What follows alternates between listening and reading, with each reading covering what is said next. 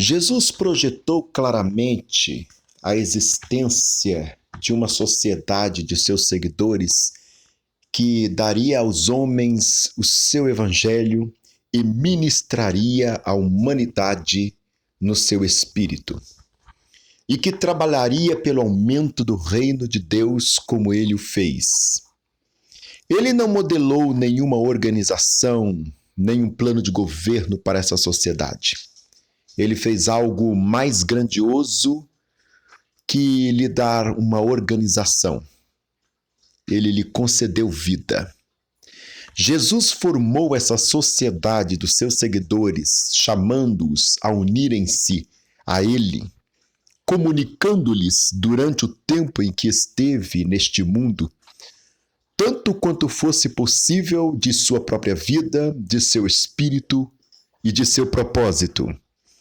Ele prometeu continuar até o fim do mundo, concedendo sua vida à sua sociedade, à sua igreja. Podemos dizer que o seu dom à igreja foi ele mesmo. Robert Hastings Nichols. Eu sou o professor Daniel Ramos e nós estamos iniciando vídeos a respeito de eclesiologia, a doutrina da igreja. Neste primeiro vídeo, a natureza da igreja. A pergunta que não quer calar: o que é a igreja? A questão onde pode ser solucionada considerando, primeiro, as palavras que descrevem essa instituição, segundo, as palavras que descrevem os cristãos e terceiro, as ilustrações que descrevem a igreja.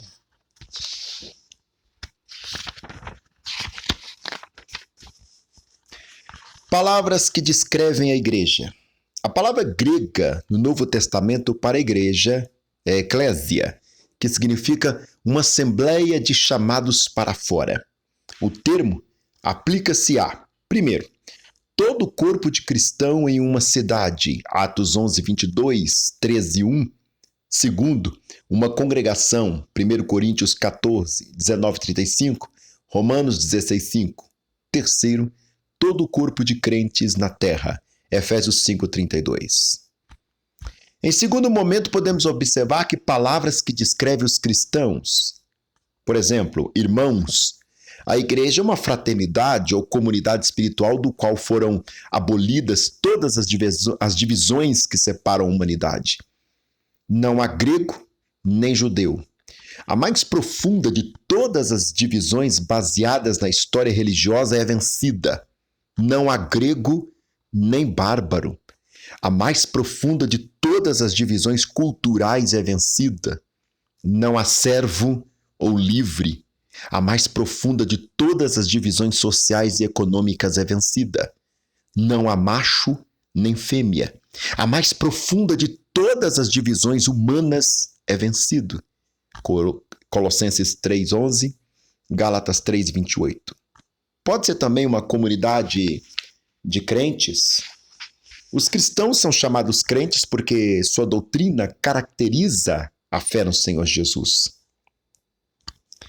Também pode ser chamados de santos. Sim, são chamados santos, literalmente consagrados ou piedosos, porque estão separados do mundo e dedicados a Deus. Os eleitos. Aqui a palavra eleitos refere-se a eles como eleitos ou escolhidos porque Deus os escolheu para um ministério importante e um destino glorioso. Também pode ser considerado discípulos. São discípulos no sentido literalmente aprendizes, abre e fecha aspas, porque estão sobre preparação espiritual com instrutores inspirados por Cristo.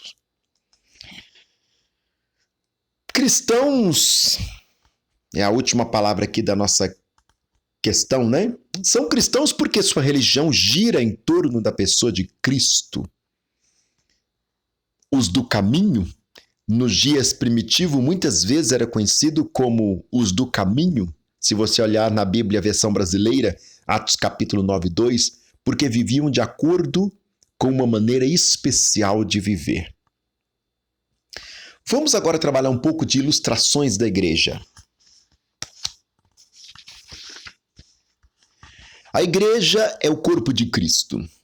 O Senhor Jesus Cristo deixou este mundo há mais de 19 séculos. Entretanto, ele ainda está no mundo. Com isso, queremos dizer que a sua presença se faz sentir por meio da igreja, o qual é o seu corpo. Assim como ele viveu sua vida natural na terra, em um corpo humano, individual, assim também ele vive sua vida mística em um corpo tomado da raça humana em geral. Na conclusão dos evangelhos, não escrevemos fim, mas continua. Entendeu? Em vez de fim, continua. Porque a vida de Cristo continua a ter expressão por meio dos seus discípulos, como se evidencia no livro de Atos dos Apóstolos e pela subsequente história da igreja.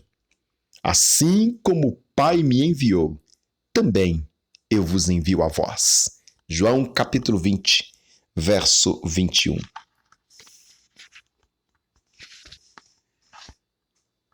Quem nos recebe a Jesus Cristo, Mateus capítulo 10, 40. Porque antes de partir da terra, Cristo prometeu assumir esse novo corpo.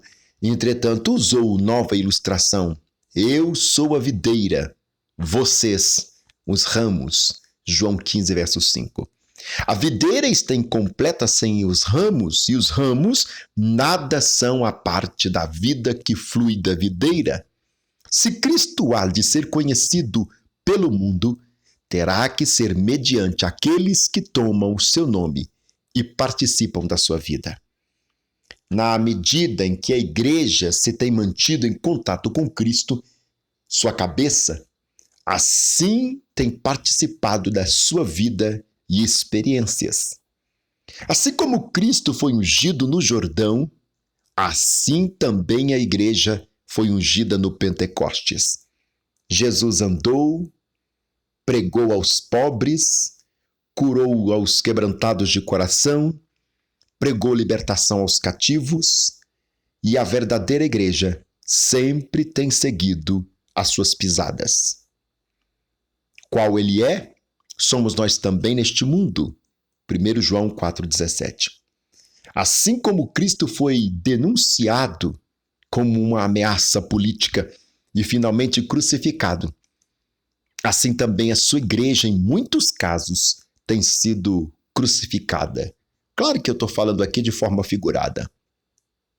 Por governantes, perseguidores, como por exemplo a mídia. Mas tal qual o seu Senhor, ela ressuscitou. A vida de Cristo dentro dela a torna indestrutível.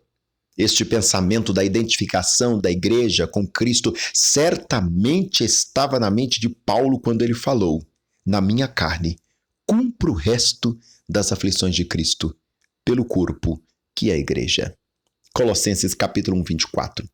O uso dessa ilustração faz lembrar que a igreja é um organismo, não meramente uma organização.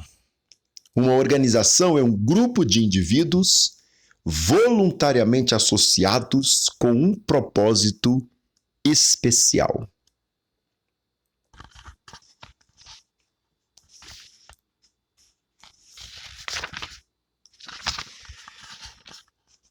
Tal como uma organização fraternal ou um sindicato, o organismo é qualquer coisa viva que se desenvolve pela vida inerente. Usando figuradamente, significa a soma total das partes entrelaçadas, na qual a relação mútua entre elas implica uma relação do conjunto. Neste modo, um automóvel poderia ser considerado uma organização de certas peças mecânicas. O corpo humano é um organismo onde é composto de muitos membros e órgãos animados por uma vida comum. O corpo humano é embora seja composto de milhões de células vivas.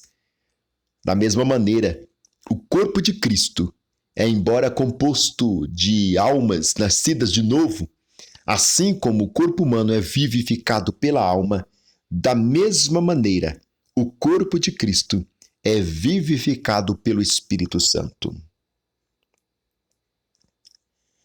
Pois todos nós fomos batizados em um Espírito, formando um corpo.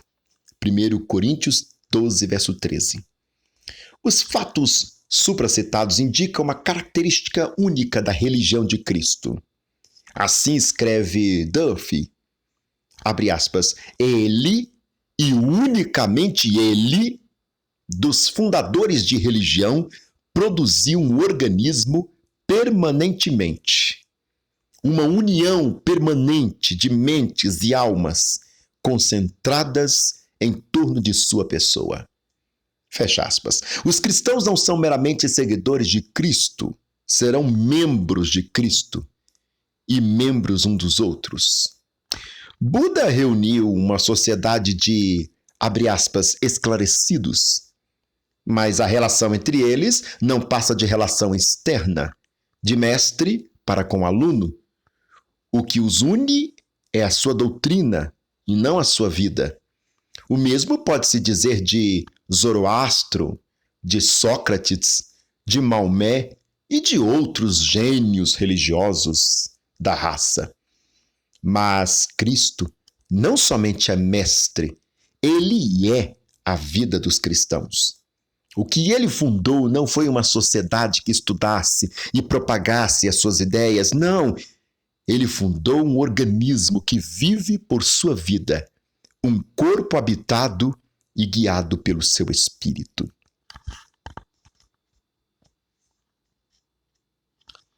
Vamos trabalhar a igreja enquanto templo de Deus. 1 Pedro, capítulo 2, versos 5 e 6.